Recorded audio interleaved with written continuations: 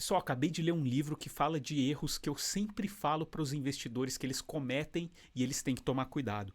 Esse livro é o Quando os Gênios Falham, tá? Esse é um livro que estava nas minhas listas de leitura já há muito tempo. É um livro, eu até li a versão em inglês dele. E ele conta uma história real, uma história muito bacana do mercado, bem conhecida, de um fundo chamado Long Term Capital, que era um fundo gerido por PhDs. E o que eu queria falar desse. Qual que é esse erro, né? Que eu falo muito que os vieses emocionais eles impactam todos os seres humanos, sejam eles profissionais de mercado, sejam eles pessoas leigas e seja ele o Warren Buffett. A diferença é o que você faz com essa emoção que você tem na hora de investir. Todos nós temos esse viés, essa programação mental, tá?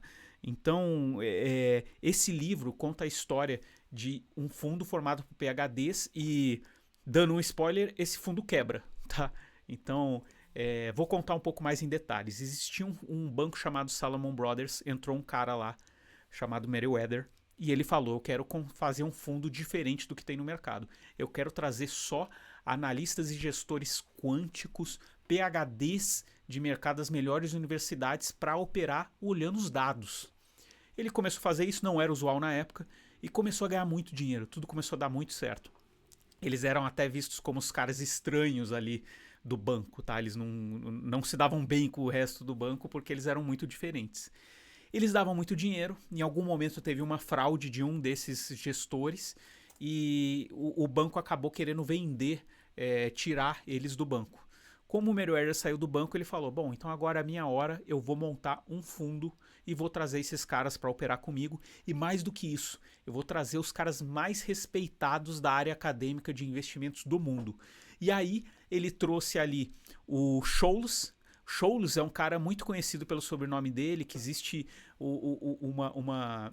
existe uma forma de precificar derivativos do mercado, os derivativos chamados opções, que tem o nome chamado Black-Scholes, esse método de precificação. O Scholes é esse cara que tem esse nome de precificação, ele foi um dos caras que entrou pro fundo. O outro foi o Merton, que era outro cara também das principais universidades dos Estados Unidos. Eles eram os caras papas do mercado financeiro na área acadêmica, eles sabiam de tudo.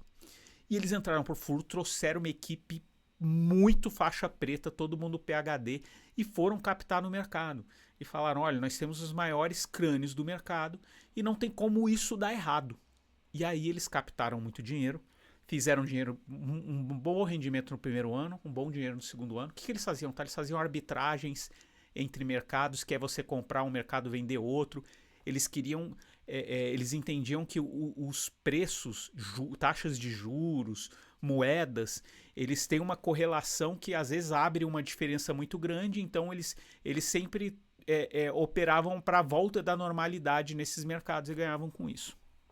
E aí eles foram muito bem nos primeiros anos. Depois de alguns anos, no terceiro ano ali, no quarto ano, acabou que teve primeiro a crise do México, depois a crise dos tigres asiáticos, depois a crise da Rússia, e isso impactou também o Brasil e impactou as taxas de juros no mundo todo, tá?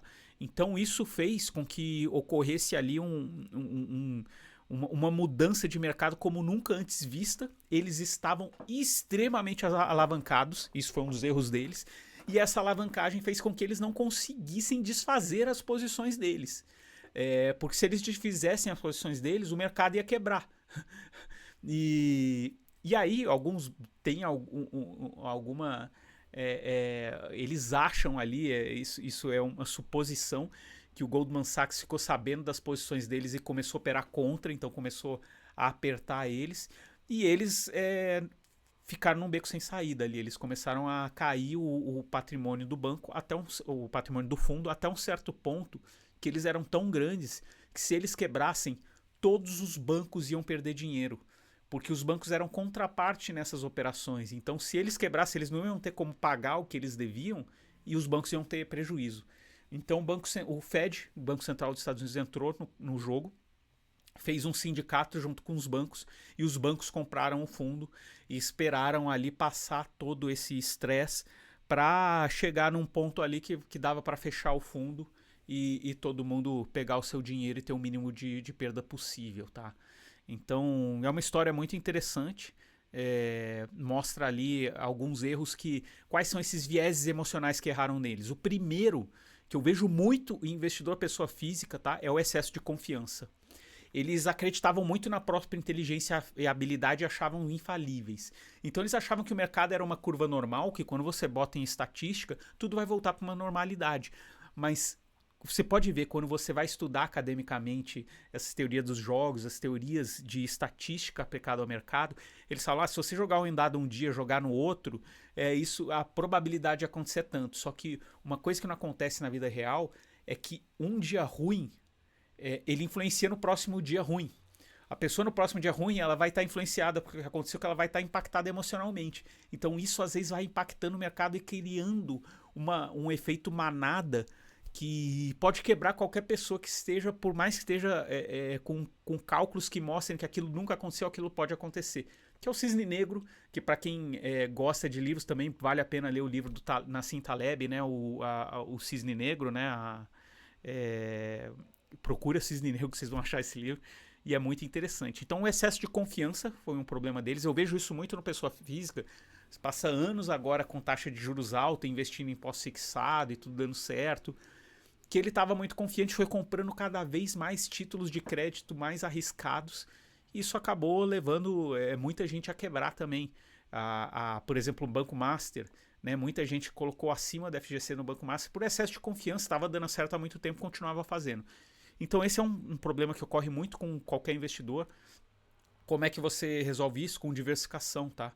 Você faz os testes de estresse ali do que se acontecer nos piores cenários e também segurar a alavancagem, tá? A alavancagem é o que quebra mais. Outro ponto que eu vejo que é ancoragem, né? Eles agarravam-se excessivamente a uma informação inicial, o preço do ativo. Então eles tinham certeza que ia voltar para aquele preço. Eles estavam totalmente ancorados e erraram muito nisso, né? Então a verdade é que você tem que, mesmo que você opere usando métodos quantitativos, você tem que rever aqueles métodos o tempo inteiro. Eles tinham também outro viés, que é a ilusão de controle. Eles achavam que eles tinham controle sobre vários pontos ali, sobre variáveis que eles não tinham. E então, quando você vai investir, você tem que estar muito ligado em olhar tudo que você consegue controlar, que basicamente é a sua tomada de decisão. A maioria das coisas você não controla, mas você tem que saber quais são essas variáveis. E o efeito manada, né? Como eu falei, eles foram contra o efeito manada, foi contra eles ali no desespero do mercado e eles acabaram quebrando. Então nunca vá contra a manada, assim. Você pode ter as suas análises totalmente certas, mas se o mercado todo não acha isso, o cenário macro ele prevalece sobre o micro, tá? Então é muito importante tomar em conta disso. Então, é um livro bem bacana, procurem esse livro, tomem cuidado com os viés emocionais de vocês, estudem isso.